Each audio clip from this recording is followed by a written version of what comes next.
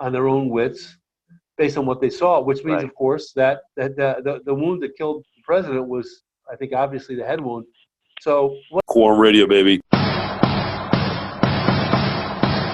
what happened when they unwound the sheets on JFK's head? Tell me about that. Well, yeah, Dr. Humes took the sheets off, and then there was an underlying cover, which I think looked like a towel, and the head was massive. I mean, the head wound looked like it was massive. There was all kinds of clotted blood, serum, matted hair.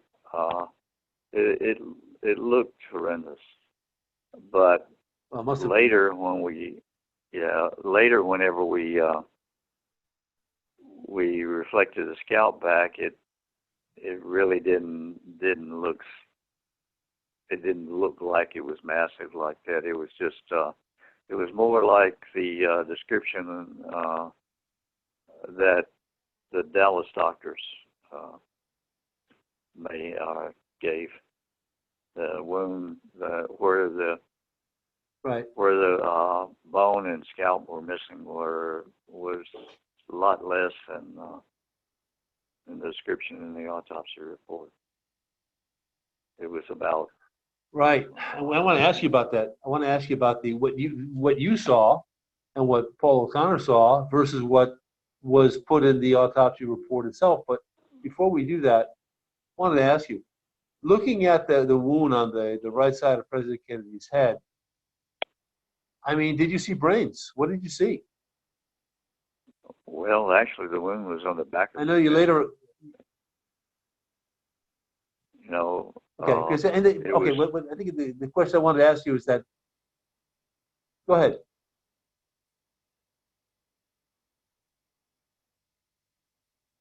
Hello.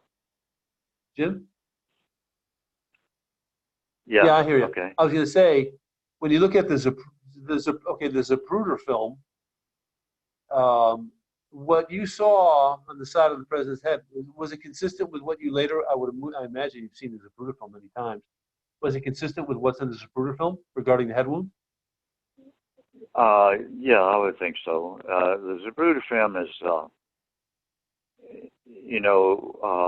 the wound was actually in the occipital parietal area, which, you have to look at the head as being rounded.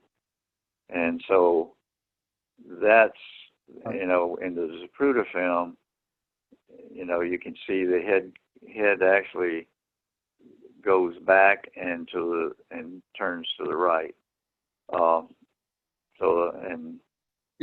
The wound, what you see leaving, is actually in the back quadrant. I guess you could say it's in the back side. Right. But that's where the wound was.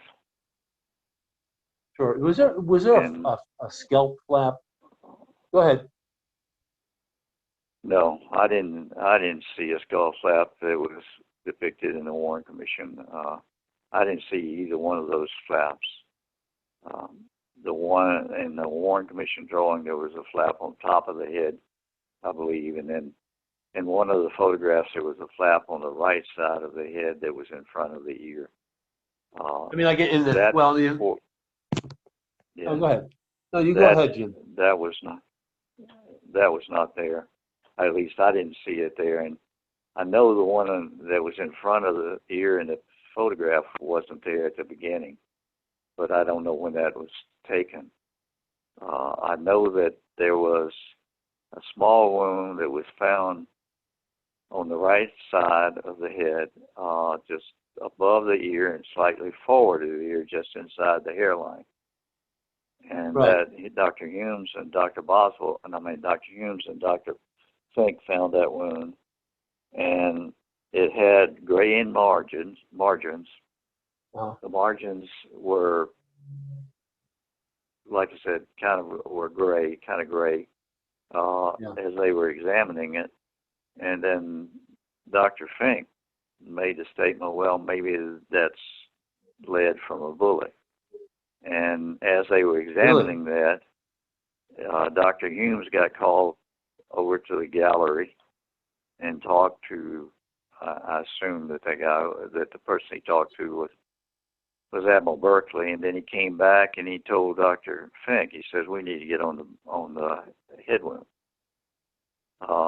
And they left that wound and they never went back to it that night. And it's never been mentioned. Wow, so that was, in any. all right, so interesting.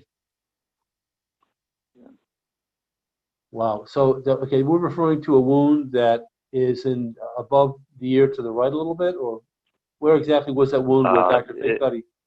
Yeah, it's forward of the ear, but it's a little bit high, a little bit higher than the ear, and it's right, so just inside. You know where the hairline comes down into the sideburn. It was just inside there, right there. It was about the size of your little finger, and it on an X-ray. Well, I don't really want to get into that. That's not my thing. Okay, no. But Dr. Fink thought he saw bullet residue. Well, he speculated that the gray and around the border of the wound was possibly lead from a bullet. Right. That was his comment. So, okay, sure. So then, basically, the big gaping wound. I mean, when you watch the Zapruder film, you see like what appears to be the skull come apart on the right side of Kennedy's head. So was that just blood coming out of flowing out of the rear wound, or what? No, he had there was about a 3.5 by, or maybe 4 by 2 piece of skull, and then related scalp was missing, and that was the open wound, and that's what you probably saw in the Zapruder film. That would look like a spray, and of course, with that, there would have been brain tissue too. Right. Sure. And so, Jim, so tell us. So basically, you look at most of the gaping wound was towards the back, right? Yeah, it was. Is that correct? If you look at the back of the skull and look at the center line, it was a little bit right, and primarily the occipital bone and the parietal bone, and there was a little fracture type thing that went down to the temporal, but it was primarily occipital and parietal, and that would have put it, that would locate it in the back of the skull. Yeah, and you could, because the skull is rounded, you can look at the front, and you could probably, you could have seen some of the wound from the side of the skull, from the side of the head, but it really was located in the back of the skull. It was not located on the top of the skull. Right, and so then when they unwound the sheet of the head, and then like what you described as a towel, and opened up to look at the head wound, I mean, you were at the right side of President Kennedy's shoulder. I assume then you probably saw it all, right? Describe how much of his brain was missing. Well, that's the controversy. The brain that Dr. Humes took out of the cranium and gave to Dr. Boswell was unusual. In the damage to the brain didn't seem to correlate with the damage to the skull, and it was pretty much in the same area, but the I saw the brain pretty well because Humes gave it to Dr. Boswell. Dr. Boswell motioned for me to go with him over, and we went over to the bucket that we had formalin in and had a gauze sling over it. I got down on one knee, and Boswell handed the brain to me, and I turned it over and laid it in the sling and was trying to put the infusion needles in the internal carotids. And at that point in time, I didn't notice any notable damage to the cerebellum, and it's certainly not the type of damage that was described in Parkland. And then the brain, I had difficulty infusing the brain because the brain stem looked like it had been cut from opposite sides. It's like when you cut something in from one side and you try to cut it from the other, you always leave a little bit. One of them's always a little higher than the other one. And that was higher, kind of surprising. Yeah. Sure. It's like trying to cut a piece of rope from one side, cut half of it, and then try to cut it from the other side. You always have one side a little higher. And that was surprising to me because Humes had made a statement that it fell out in his hands, and I just assumed that a bullet had severed the spinal column and or the brainstem. And, but it wasn't jagged. It looked like it had been surgically cut. And then you were there. And by the way, excuse me, Jim. I wanted to make a little clarification. So they bring the body in. The people who were with the body at that point were the doctors. Dr. Boswell stepped out for a second. You and Paul O'Connor were there, and so nothing had been done like that. No type of post-mortem surgery had been done, but could be that maybe something happened somewhere else. But the point I wanted to hammer home, though, is that based on what Clint Hill said, and I've set up interviews for Clint Hill, and he suggested that there was quite a bit of loss of bone, blood, and gray matter. So, but when you saw the brain in President Kennedy's cranium, you did not see a tremendous loss of brain tissue, did you? No, I didn't. I had an opportunity to talk to Dr. McClellan and Audrey Bell and I believe Dr. Williams, to compare in Dallas, what we saw and what they saw. Really, as far as damage to the brain, certainly didn't correlate with the damage to the brain that we had at autopsy, that we took at autopsy.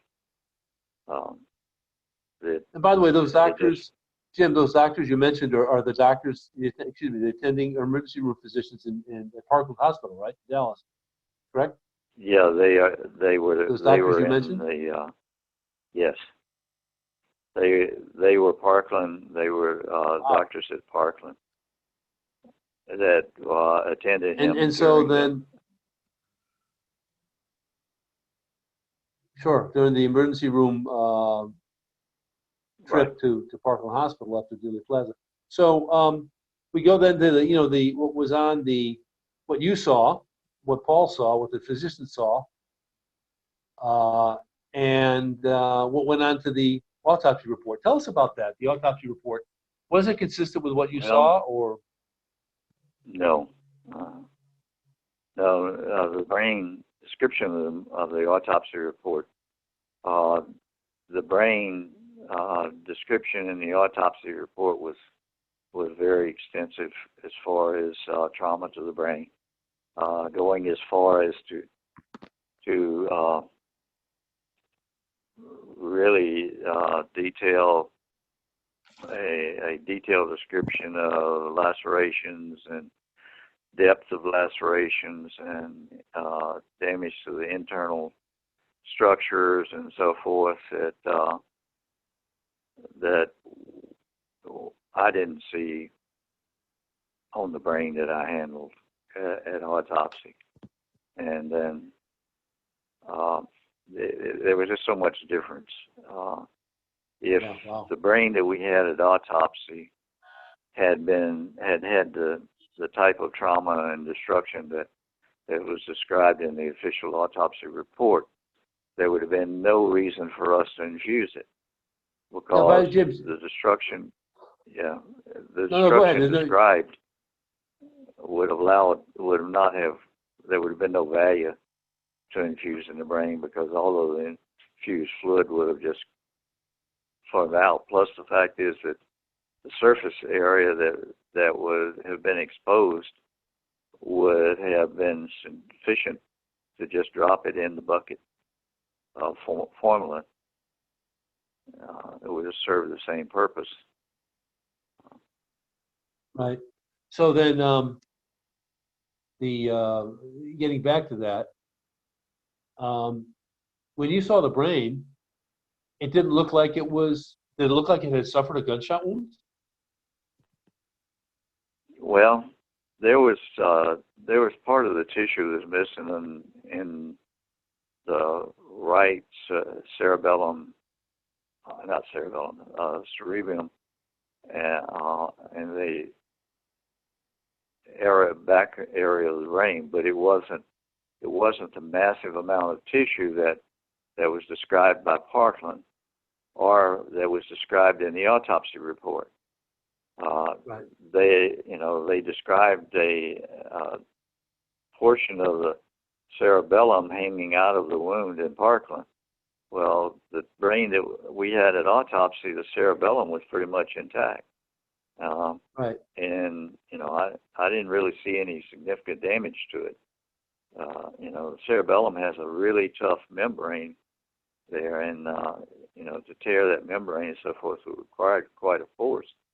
And the cerebellum, the structure of the cerebellum is something that even